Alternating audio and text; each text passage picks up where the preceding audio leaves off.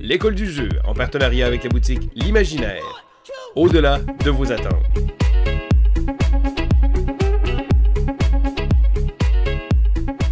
Allô, mon cosmonaute de la nébuleuse poubelle, c'est Vincent.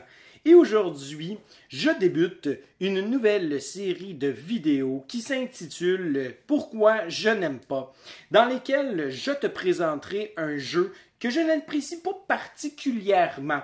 Et je t'expliquerai pourquoi est-ce que ce jeu-là ne m'inspire rien de grandiose. Hein? D'ailleurs, j'aimerais tout simplement indiquer que mon opinion ne reflète pas celle de JP ni celle de Sylvain. C'est une opinion qui m'est entièrement personnelle et subjective. Et donc, ça ne représente pas ce que l'école du jeu croit nécessairement de tout cela. Et aussi, avant de faire ce genre de vidéo-là, pour moi, c'est important que j'aille fait au minimum quelques parties. Et Gloomhaven, j'ai fait 5 ou 6 parties d'une même campagne. Et d'entrée de jeu, je dois avouer que si j'avais une table, voire même une salle dédiée dans ma maison à Gloomhaven, sur laquelle le jeu reposerait à tous les jours et qu'au minimum, un soir semaine, on se retrouve la même gang et qu'on joue à ce jeu-là, probablement que j'adorerais le jeu et que ce serait quelque chose de grandiose à vivre. Mais malheureusement, ce n'est pas le cas. Et notre groupe en question on se voyait environ une fois aux 2 semaines. Et une fois aux 2 semaines, c'était juste assez pour perdre certains points de règles. Et malheureusement, le livre de règles n'est pas très très clair à plusieurs égards. Et donc, on avait toujours besoin d'aller sur Board Game Geek dans les FAQ, les Frequently Asked Questions, foire aux questions, pour être capable d'aller chercher nos réponses par rapport à celle-ci. Et ça me fâchait parce qu'on était souvent en train d'arrêter notre jeu, de se dire, voyons, c'est quoi déjà cette règle-là? On cherchait dans le livre et là, finalement, on avait 5-10 minutes qu'on perdait pour être capable de trouver réponse à notre question. Et ça fait en sorte aussi que je me questionne un petit peu sur la raison pour laquelle on voue un culte à ce jeu-là, alors qu'il y a eu des erreurs d'impression, il y a eu des problèmes avec le livre des règles, il y a eu des pièces manquantes dans plusieurs boîtes de la première impression. Et pourtant, on le pardonne à Gloomhaven, mais on le pardonne pas à d'autres jeux. Puis là, moi, j'étais un peu en train de me questionner, puis je me dis, tu sais, j'apprécie pas ça d'un jeu, particulièrement qui me demande d'avoir assez de temps à investir dans celui-ci, qui a 85 minimum parties à faire par rapport à ça. Je ne comprends pas pourquoi est-ce que je le pardonnerais davantage à ce jeu-là plus qu'à un autre. Ce qui m'amène aussi à vous expliquer quelque chose qui me fâche beaucoup. Pour revenir à notre groupe personnel, il y avait le joueur en question qui possédait la copie, avait acheté la solution de rangement Broken Token qu'il avait monté lui-même, qu'il avait installé dans la boîte, parce qu'on a fait 2 parties sans cette solution de rangement-là et ça nous avait pris environ 30 minutes installer le jeu, 30 minutes désinstaller le jeu, chercher toutes les pièces, etc. Et c'était très très long. Et peut-être 30 minutes, je suis minimal. Ça nous a probablement pris plus de temps que ça. Et en ayant la solution de rangement, on s'est dit, ça va nous prendre vraiment moins de temps, ça va super vite habituellement, mais malheureusement, ce n'était pas le cas. On avait réduit peut-être de 5 à 10 minutes le nombre de temps qu'on investissait pour placer le jeu. Et ça me fâche beaucoup. Parce qu'à chaque fois qu'on se retrouvait, pour moi, c'était tout le temps l'aspect fastidieux de faire faut trouver telle pièce. Puis là, telle pièce, il faut la placer de telle manière. Là, il faut trouver la pièce, le jeton de trésor. C'est pas un jeton de trésor, c'est une trappe. Donc là, on continuait de chercher. Et là, quand on désinstallait le jeu, on le remettait dans la boîte.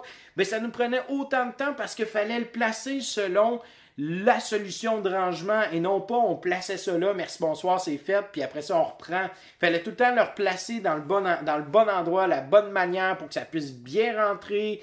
Et là, ça fait en sorte qu'à un moment donné, quand ça fait 5-6 fois que tu vis le même problème, malgré que le jeu soit super bon et que la mécanique de jeu, je l'apprécie beaucoup, je trouve que c'est super le fun, le sentiment d'appartenance que tu peux avoir pour ton personnage, l'historique derrière ton personnage, le principe des cartes, des missions personnelles, c'est superbe. mais ça se perd dans toute cette situation-là. Et d'ailleurs, la trame narrative, je trouve qu'elle est très, très, très faible, dans le sens où est-ce que je me retrouve un petit peu comme devant le jeu vidéo Skyrim. Dans Skyrim, oui, c'est bien beau, il y a une histoire, oui, il se passe beaucoup de choses, puis là, on peut parler à plein de différents personnages, mais au final, dans Skyrim, ça se résume beaucoup à on rentre dans un donjon ou dans un château, peu importe, on rentre dans un endroit, on pète la gueule à tout le monde, on se donne des coups d'épée, puis il faut essayer de survivre, on prend des potions, puis on a passé à travers, on a trouvé ce qu'on avait besoin, on s'en va au village, parler à telle personne, cette personne-là nous donne une direction pour une autre mission ou nous donne une récompense, puis après ça, on passe à d'autres choses. Puis je trouvais que ça, sérieusement, pendant 85 parties, je me suis dit non. Ça ne m'intéresse pas. J'ai envie de jouer à quelque chose qui est varié, qui est diversifié. Puis si je veux jouer à un jeu narratif de thème médiéval fantastique, ben je vais jouer à Donjon Dragon avec des amis. Ou je vais jouer à Mage Knight, par exemple. Parce que Mage Knight, je trouve que même si le jeu n'a pas nécessairement une grande histoire, on est capable de raconter une histoire à la fin de la partie. Contrairement à Gloomhaven, où est-ce que, tu sais, je me souviens plus nécessairement de c'est quoi le nom de tel personnage ou tel personnage qu'on a rencontré puis qu'il fallait tuer. Et d'ailleurs, c'est très linéaire chacune des parties. C'est beaucoup on rentre dans le donjon, on tue tout le monde, puis ou on doit tuer telle personne, ou on doit se rendre à tel endroit, pogner telle affaire, puis sortir. Je trouve ça très long, puis je trouve ça un peu redondant à la limite. J'avais pas apprécié ce feeling-là. Et aussi, d'ailleurs, pour revenir à la mise en place et un mix de ça, le jeu veut nous garder une surprise par rapport aux différentes pièces que l'on va découvrir dans le donjon. Mais le problème, c'est que quand tu vois dans le livre des scénarios, ben, tu vois toutes les pièces qu'il faut que tu sortes, tu vois comment est-ce qu'on les place, puis tu vois aussi où est-ce qu'on doit placer les différents monstres ou les ennemis que l'on doit rencontrer, avec les trésors, où est-ce qu'on doit les placer, les trappes. Mais malheureusement, c'est pas un vrai dungeon crawler. Un dungeon crawler, habituellement, ben, tu prends une tuile, puis tu la déposes, puis advienne que pourra, il va y avoir des surprises qu'on s'attend pas. Mais dans Gloomhaven, ben, tu sais, malheureusement, si on voulait faire ça, ben, on prenait une feuille, puis on cachait tout de A à Z, on voyait juste un plateau, une seule pièce. Et là, après ça, on plaçait la feuille un peu plus haut, on mettait une nouvelle pièce. Donc là, on a des temps morts entre chaque ouverture du donjon. Ça devient long, il faut trouver une pièce, il faut trouver les monstres, il faut trouver les ennemis, il faut trouver ci, il faut trouver ça, replacer ça, continuer. Et on avait accès à une application, mais encore une fois, c'est soit que tu utilises l'application ou que tu utilises le principe de la feuille, ou tu te dis tout simplement, ben tant pis, je vais savoir qu'est-ce qui se passe, puis je vais m'organiser au fur et à mesure, puis j'aurai pas vraiment de surprise par rapport à ce qui m'attend, mis à part par rapport au texte que tu lis pas à l'avance nécessairement.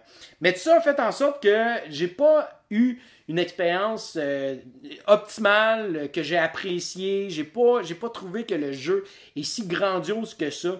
Je me suis retrouvé devant un jeu qui était incroyablement le fun à jouer, oui, qui a un sentiment d'appartenance par rapport à ton personnage, que la mécanique des cartes et de l'évolution de ton deck personnel, c'est le fun, mais pas assez pour investir autant de temps, autant de mise en place, de dédier justement une salle dans ma maison personnelle à Gloomhaven. Alors, ce sont les raisons pour lesquelles je n'apprécie pas le jeu en tant que tel. J'espère que vous avez apprécié. N'oubliez pas de laisser un petit pouce vers le haut si vous avez apprécié. Si vous n'avez pas apprécié ou si vous êtes en désaccord avec moi, ben placez-le dans les commentaires. On va discuter, on va jaser. Ça va me faire plaisir de répondre à vos questions si vous en avez d'ailleurs. Et finalement, n'oubliez pas de vous abonner à notre chaîne, de nous suivre sur Instagram et de liker notre page Facebook parce que on parle très rarement des jeux qu'on n'aime pas. On parle beaucoup des jeux que l'on apprécie et on a beaucoup d'amour à vous donner. Alors voilà, sur ce, c'était Vincent et je te souhaite à toi et tes amis un bon jouage.